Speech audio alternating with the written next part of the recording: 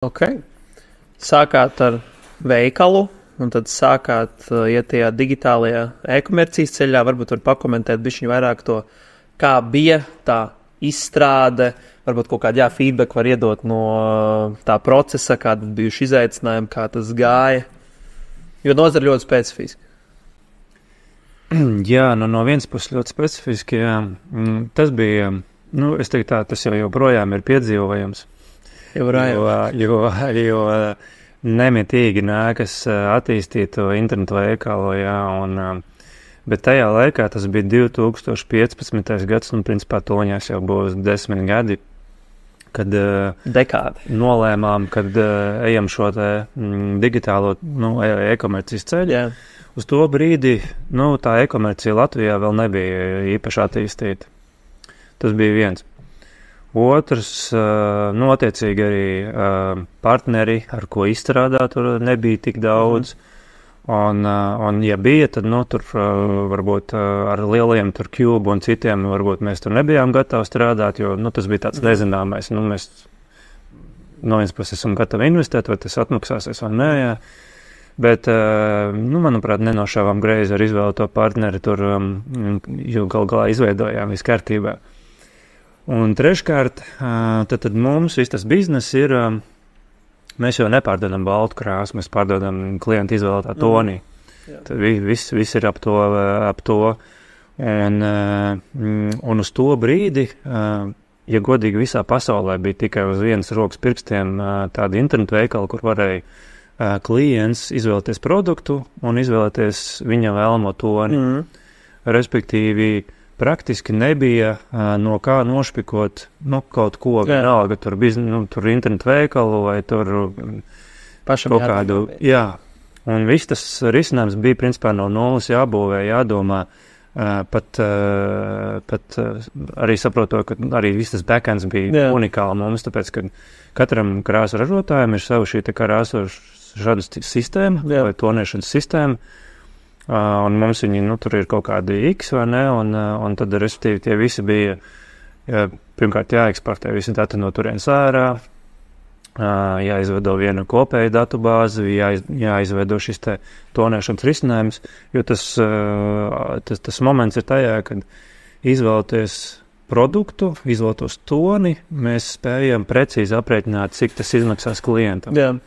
Ir dažādi tur citi konkurenti, vispār joprojām to nenodrošina, restīvi, piemēram, tur depo vai kā senakā jūs varat nopirkt, tur baltu krāsu. Nodefinēt, jā. Nē, baltu krāsu, tur varbūt, ja tu gribi baltu sienu vai tur baltu krāsu, tas tā der, bet mūsu internetu veikals joprojām ir Latvijā vienīgais, un tur Baltijā viens no, un Eiropā viens no, kur tad var izvēlēties to toni, vai ne? Un tad ir, tiksim, Vācijā ir pāris konkurenti, kas atkal kaut kādos cenu diapazonos, teiksim, tur gaišie toņi maksā tur konstantu summu, tur tumšie toņi tik, tur spilgtie toņi tik, jā, tur, teiksim, 3 cenas, jā. Bet mūsu unikalitāte ir tajā, ka mēs varam katram tonim pateikt to precīzo izmaksu, jā, un tad tā, protams, piesumējās klāt produkta cenē, un tad mums beigās sanāk šis te, jā.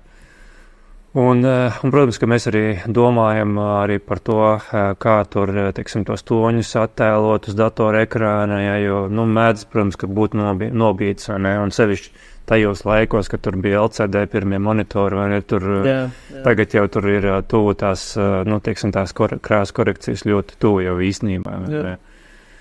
Jā, bet beigās mēs arī 2016. gadā saņēmām ekonomikas ministrijas gadabalvu kā digitālā pele, kā labākais internetu veikals. Jā. Mēs pat tajā laikā apsteidzām tur 220 LV, un, protams, tagad varbūt viņi apgrozījuma ziņā ir mums priekšā, un kā marketplace viņi ir izaugoši, viņi citu to biznesa modeli aizgājuši, bet tajā laikā mēs spēkojāmies ar tādiem. Jā, tas bija ļoti interesants projekts, tas viss tas ceļš līdz tam visam, jā.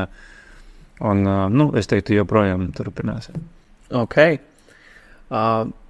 Kas, viens ir arī pārdot Latvijā, bet, jūs jau arī, tā kā, skatāties uz tām ārzemēm pārdot tālāk kaut kādi, varbūt, atziņas vai izaicinājumi, jo, krāsa kā tāda tāds ļoti specifisks produkts, un daudzi pat, man liekas, neriskēs nies un gribēs uz vietas redzēt apskatīt viņu, un tad vēl, un eksportā tas viss riktīgi tā kā, pagrūtina, jo tu nevari vairāk aizbraukt kaut kur un apskatīt to krāsnu ar kādu parunāt. Kā jūs tagad mēģināt šo eksporta ceļu iet tieši caur šo internetu veikalu? Varbūt tas nav tikai internetu veikals, bet jā, kā jūs mēģināt iet šo eksporta ceļu?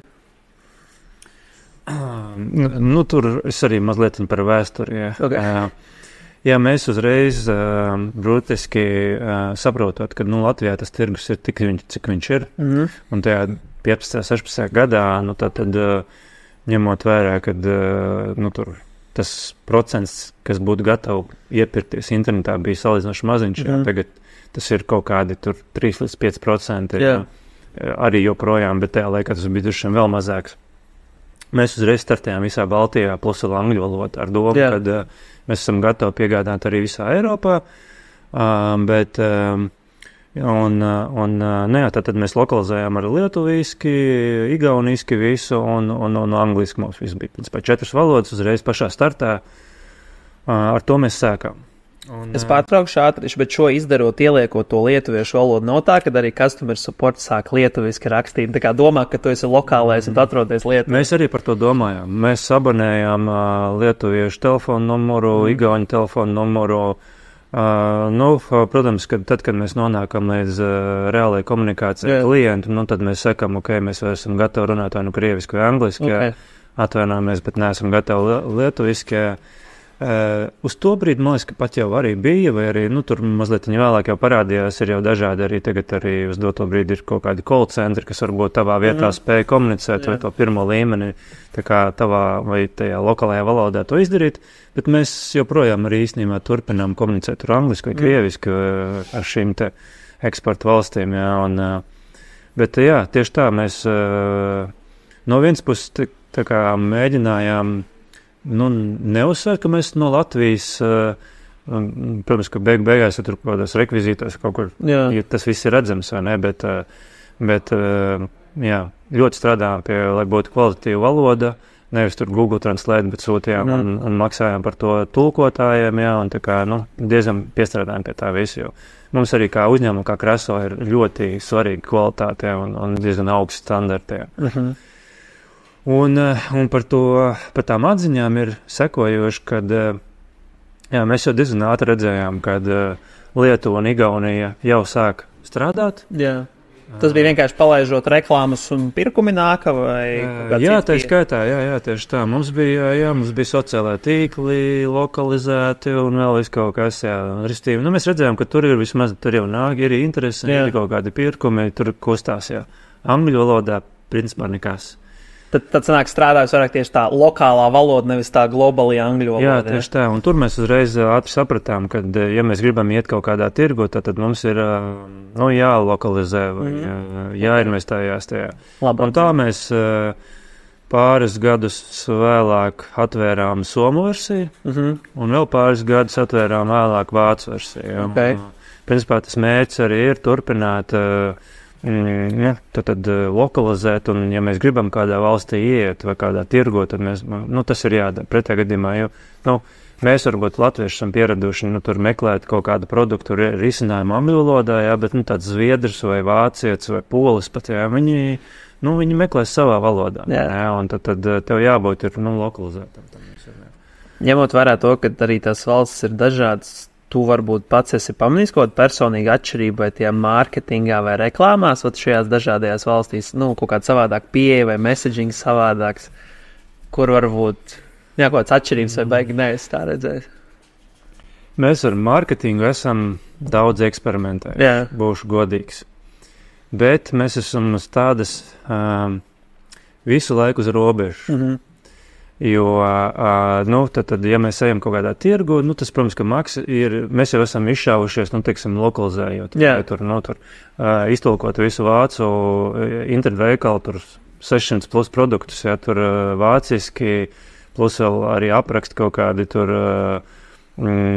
inspiration raksti, vai ne, un tam tas ir jau kaut kā sastād jau izmaksas, vai ne.